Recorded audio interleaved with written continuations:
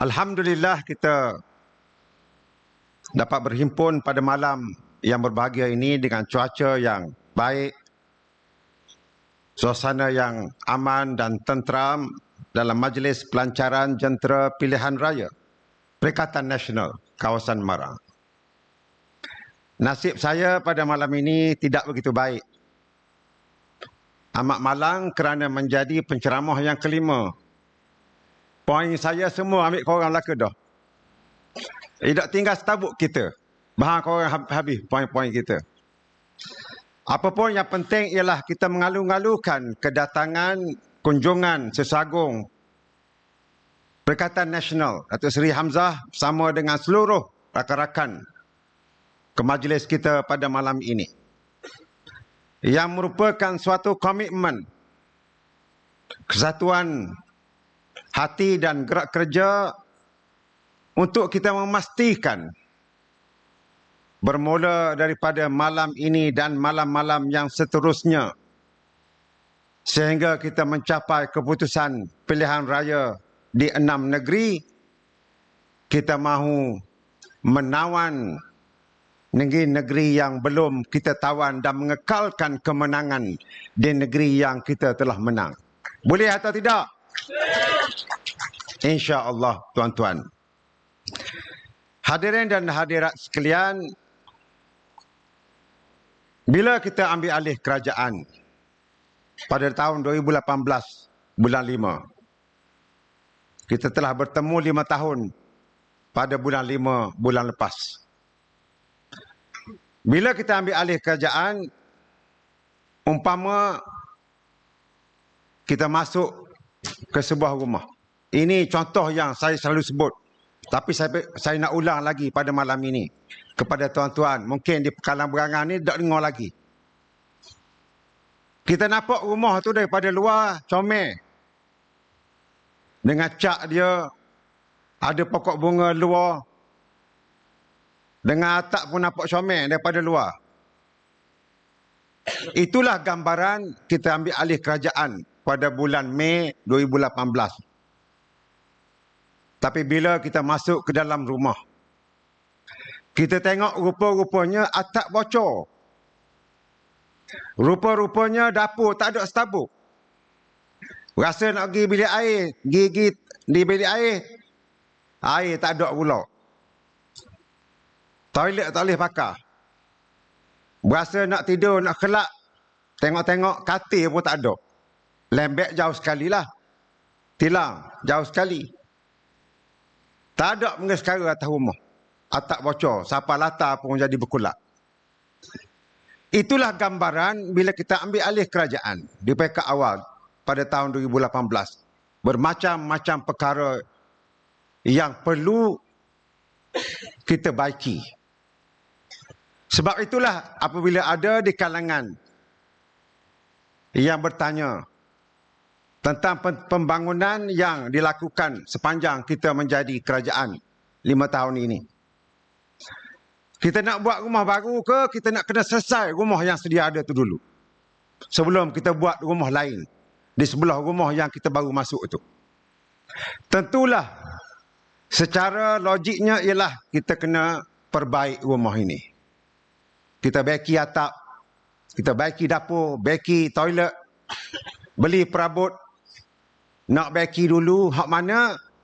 Inilah yang dinamakan sebagai fiqh aulawiyat ataupun kita buat keutamaan. Rakyat kita ramai.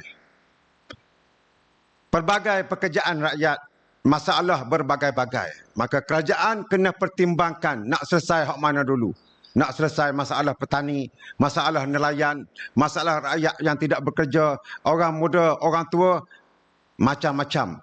Yang perlu kita buat keutamaan nak selesai mana. Itulah gambaran kita masuk rumah tadi.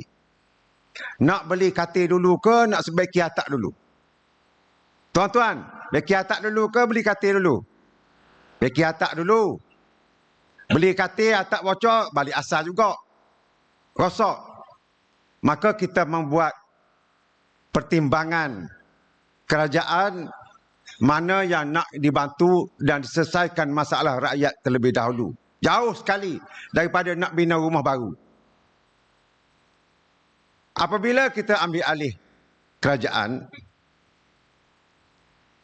maka kita selesai perkara ini, insya-Allah dalam penggal yang akan datang, kita boleh buat rumah baru yang lebih cantik daripada rumah yang telah kita masuk dahulu. Yang menjadi masalah dengan kerajaan sebelum ini, daripada tahun 2004 sampai 2018, awal 2018, ada 3 menteri besar. Setiap kali menteri besar bertukar, projek-projek yang lama dia berhenti, dia buat baru. Tak ada molek lagi, berhenti buat baru. Macam yang Tok Lee sebut tadi. Inikah bentuk kerajaan yang tuan-tuan nak?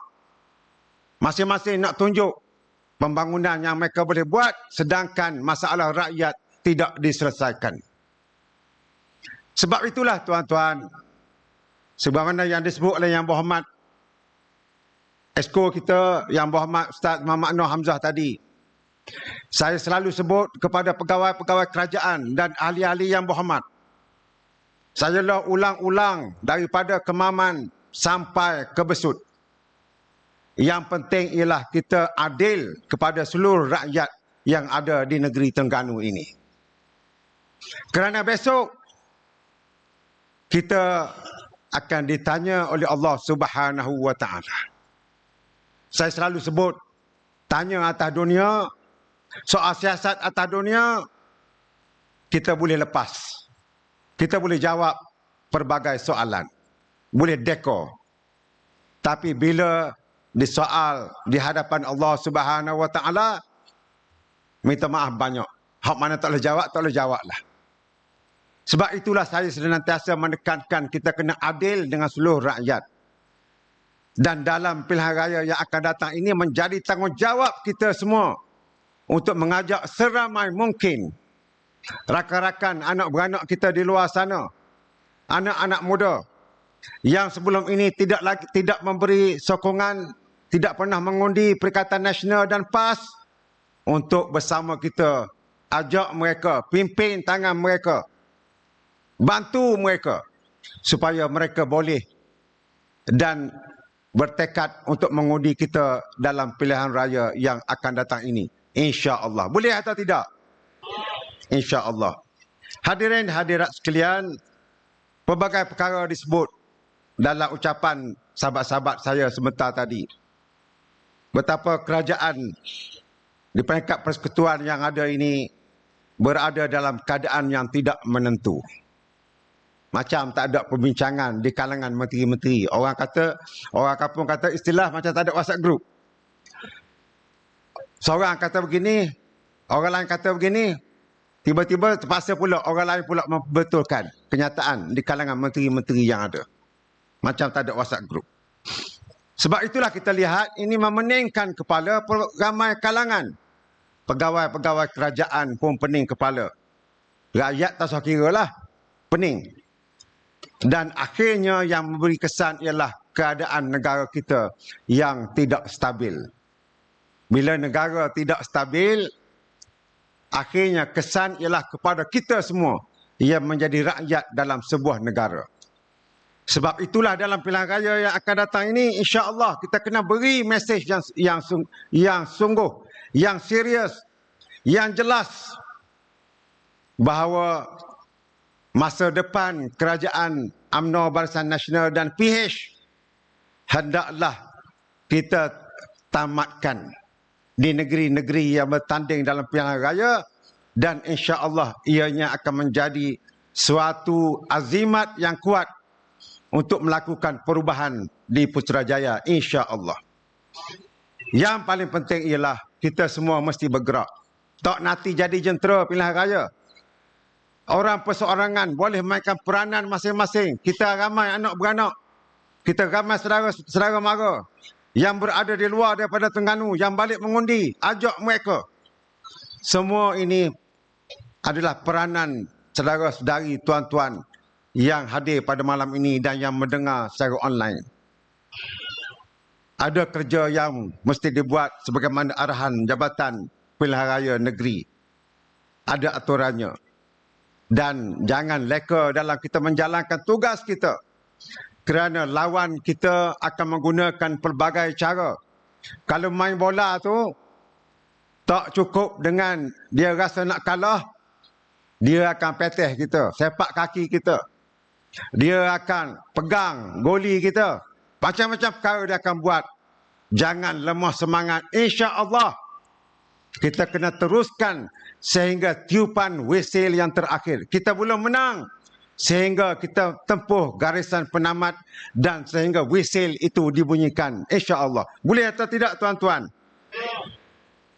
Saya rasa itu sajalah yang saya nak sampaikan kepada semua. Sekali lagi terima kasih kepada rakan-rakan yang datang, terutama Datuk Seri Hamzah yang datang dari jauh bersama dengan Datin Seri dan semua hadirin hadirat. Moga-moga ini boleh menjadi suatu pembakar semangat kita untuk kita mengekalkan kerajaan di negeri Terengganu ini dengan prestasi yang lebih baik dengan 32-0 insya-Allah, dan seterusnya meyakinkan rakan-rakan kita di negeri yang lain untuk melakukan perubahan yang sama.